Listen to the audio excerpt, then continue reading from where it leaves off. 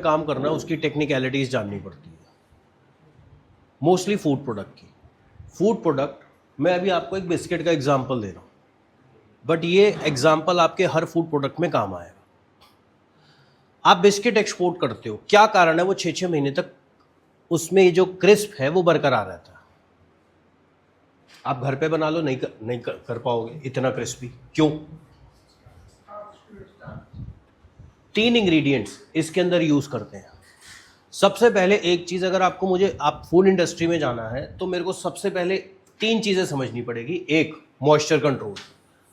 तुम्हें moringa powder export करना है, मॉइस्चर कंट्रोल के अगर नॉलेज नहीं है, मोरिंगा पाउडर एक्सपोर्ट नहीं कर पाओगे। तुम्हें जैगरी पाउडर एक्सपोर्ट करना है, नहीं कर पाओगे। किसी भी चीज को पाउडर फॉर्म में जाके अगर करना है, नहीं कर पाओगे अगर आपको मॉइस्चर कंट्रोल करना नहीं आता। दूसरी चीज, फूड साइंस। फूड साइंस ये कहती है कि एक प्रोडक्ट की शेल्फ लाइफ के लिए कौन कौन से प्रिजर्वेटिव यूज होते हैं, नेचुरल प्रिजर्वेटिव कौन से हैं। अगर ये फूड साइंस नहीं पता तो आप फेल हो जाओगे। आपने जब मैकडॉनल्ड्स का बर्गर खाया होगा, उसके ऊपर सेसमी सीड्स होगी, क्या जरूरत है उसको लगाने की? क्या वो डेकोरेशन के लिए लगाई जाती है? वो इसलिए लगाई जाती है, पहले तो खाने में हेल्दी होती है, दूसरी बात उस बर्गर की सप्लाई चारों तरफ अलग अलग जगह हो रही है जिससे उसकी शेल्फ लाइफ बढ़ानी है। सेसमी सीड से उसमें फंगस नहीं आता। और अगर रॉ बर्गर वो खाओगे सेसमी सीड वाला, तो आपको बहुत सूखा सूखा सा लगेगा, मॉइस्चर नहीं लगेगा। मॉइस्चर आते ही खराब हो जाएगा। तो सेसमी सीड क्या करती है? उसकी फ्रेशनेस को बरकरार करती है, फंगस नहीं आने देती। लेकिन आज तक इस चीज के बारे में किसी को नहीं पता। अब तीसरी चीज हो गई स्मार्ट पैकेजिंग। स्मार्ट पैकेजिंग में सबसे बड़ी बात, आपने ये देखा होगा कि आजकल सील्ड पैकेजिंग, वैक्यूम पैकेजिंग आ गई है। क्यों? ये 3 चीजें मिल जाएंगी, आपके प्रोडक्ट की शेल्फ लाइफ बढ़ जाएगी। और आपके प्रोडक्ट की शेल्फ लाइफ आपको चाहिए क्यों? लोग यूएई में क्यों एक्सपोर्ट कर रहे हैं? क्योंकि जल्दी माल पहुंचता है। यूएई से आगे क्यों नहीं जा पा रहे? यूएई में कंपटीशन ज्यादा है।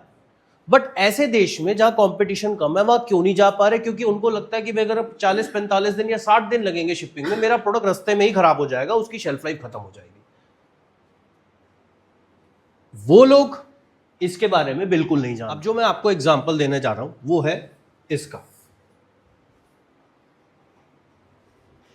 किसी भी बिस्किट को बेक किया जाता है, आप कोई भी पाउडर जनरेट करते हो। सपोज करो आप डिहाइड्रेटेड कोई फ्रूट या वेजिटेबल का पाउडर बनाते हो, उसमें मॉइस्चर आएगा। बहुत से लोग क्या करते हैं, पहले देसी टाइम में धूप में सुखा देते थे। धूप में सुखाने से सनलाइट की एक फिक्स डिग्री नहीं है, वो या तो ज़्यादा पड़ेगी या कम पड़ेगी।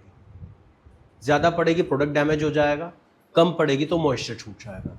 तो मशीन का हम यूज़ करते हैं कि जितना उसका मॉइस्चर निकालना हो उतना ही निकाला जाएगा। अब फॉर एग्जांपल अगर आप राइस में डील करते हो तो वो राइस में भी ऑप्शन होते हैं कि 14% से कम का मॉइस्चर होना चाहिए। इस चीज के बारे में सबसे ज्यादा हेल्पफुल है ये फूड इंडस्ट्री की। जितना कम मॉइस्चर होगा, क्रिस्पीनेस ज्यादा आती है बिस्किट के अंदर। एक ही इसका सबसे बड़ा फार्मूला है, मॉइस्चर कम करो, क्रिस्पीनेस बढ़ाओ। 3 इंग्रेडिएंट्स का यूज किया जाता है। पहला शुगर, दूसरा फैट और तीसरा स्टार्च।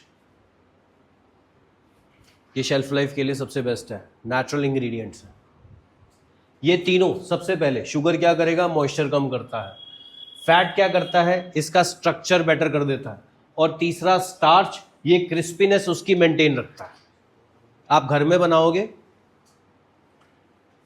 अच्छा आप जैसे यूरोप में गए, आप ऑस्ट्रेलिया में गए, आपने कुकीज़ खाई होंगी, वो कुकीज़ लंबे समय तक टिकती नहीं है। बट इंडिया का बिस्किट टिकता है क्योंकि उसमें स्टार्च नहीं डाला जाता। यही इंस्पेक्शन में मांगते हैं। अब कुकीज़ और बिस्किट में क्या डिफरेंस है? कुकीज़ की अगर आप देखोगे उसकी जो शेल्फ लाइफ है वो कम होती है, बिस्किट की ज़्यादा हो जाती है। क्यों? इंग्रेडिएंट्स के हिसाब से। ये काम आप घर पे भी कर सकते हो, याद रखना।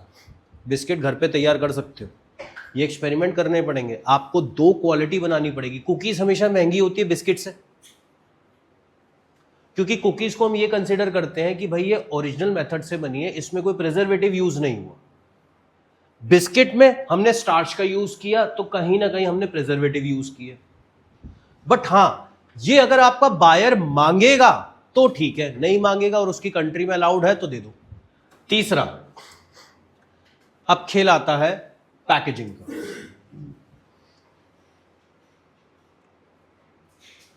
जितने मैक्सिमम एक्सपोर्टर अगर फेल होते हैं उनका सबसे बड़ा कारण यही होता है, उनको इस पैकेजिंग की नॉलेज नहीं। पहले ना पैकेजिंग सिर्फ सील कर देते थे, अब सील के साथ वैक्यूम पैकेजिंग आ गई। उसका सबसे बड़ा कारण है वैक्यूम से, एक तो मैंने आपको बताया कंटेनर का किराया कम लगेगा, दूसरा क्या होगा, आपकी शेल्फ लाइफ 6 महीने से 8 महीने 10 महीने साल भर तक पहुंच जाएगी। ये ट्रिक्स होती हैं भाई माल बेचने की। वही इंसान एक्सपोर्ट में सक्सेसफुल हो पाएगा जिसके प्रोडक्ट में शेल्फ लाइफ ज़्यादा बनेगी। शेल्फ लाइफ ज़्यादा का कारण क्या है, तुम्हें अगर माल यूरोप में भेजना है तो यूरोप में 45 से 60 दिन लगेंगे यूएस यूरोप में जाने में, तो उतना टाइम उसको आगे बेचने के लिए भी तो चाहिए। क्लियरेंस कराएगा, मार्केट में डिस्ट्रीब्यूट करेगा, बेचेगा, तभी तो होगा। ये थोड़ी ना कि माल पहुंचते ही उसी दिन बिकेगा। जो लोग कहते हैं कि 90% या 80% एक्सपोर्टर फेल हो जाते हैं, यहां पे बायर मिलना कोई मुश्किल बात नहीं है, बायर मिलना सबसे ज्यादा आसान बात है, बट आप उसकी डिमांड पूरी ही नहीं कर पाओगे। यूरोप का बायर बैठा, वो आपसे बोलेगा मैं एग्री हूं माल लेने के लिए, भेजो, लेकिन मुझे इंस्पेक्शन सर्टिफिकेट चाहिए। इंस्पेक्शन सर्टिफिकेट में ये सारी चीजें चेक कराएगा। अब आपको यही नहीं पता मुझे प्रिजर्वेटिव कौन सा यूज करना है, मुझे उसका इंग्रेडिएंट कौन सा डालना है, तो आपका इंस्पेक्शन में फेल हो जाएगा। आप सैंपल बनाओगे, वो पास ही नहीं होगा। इसीलिए इंपोर्ट एक्सपोर्ट करना बहुत आसान है, बट क्या आपको अपने ही प्रोडक्ट की इतनी डेप्थ में नॉलेज है? जब आपको नॉलेज नहीं है और बायर ने आपसे 4 क्वेश्चन पूछ लिए तो आप गए काम से। आप अपना ब्रांड नहीं बना सकते। ब्रांड का मतलब ये नहीं है कि हाँ आपने मार्केट से प्रोडक्ट लिया, उसको रैप किया, अपना एक नाम दे दिया। डोमेस्टिक में ये चलता है, डोमेस्टिक में इतने सर्टिफिकेशन नहीं है, बट इंटरनेशनल ट्रेड में अगर आपको 10 रुपए की चीज 100 रुपए में बेचनी है तो ये तरीका होता है।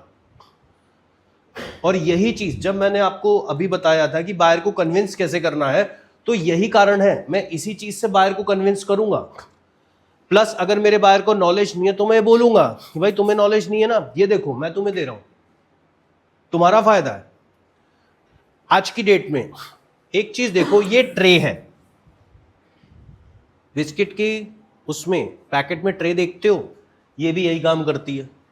दूसरा सबसे बड़ी बात, इसमें नाइट्रोजन गैस डाली जाती है आज की डेट में। बहुत से चिप्स के पैकेट देखे होंगे, ये एक और पार्ट है उसकी फ्रेशनेस को स्टेबल करने के लिए। एक एग्जांपल देता हूं, आप कोई भी मार्केट से चिप्स का पैकेट खरीदो, भरा हुआ दिखता है, उसकी गैस निकाल दो, क्या कस्टमर खरीदेगा? आप भी नहीं खरीदोगे, मैं भी नहीं खरीदूंगा। और जैसे ही आप उसकी गैस निकाल दोगे, वो मॉइस्चर पकड़ना स्टार्ट कर देगा, प्रोडक्ट डैमेज होना स्टार्ट हो जाएगा, वो क्रिस्पीनेस खत्म हो जाएगी। और बिस्किट और चिप्स इंडस्ट्री किस पे टिकी है? उसकी क्रिस्पीनेस पे। बिस्किट खाओ, सीला वो बिस्किट आप नहीं खा सकते ना। चिप्स लोगे, वो भी नहीं खा सकते। तो उनको मेन पर्पस ही इंडस्ट्री का ये है कि इसकी क्रिस्पीनेस बरकरार कैसे रहे।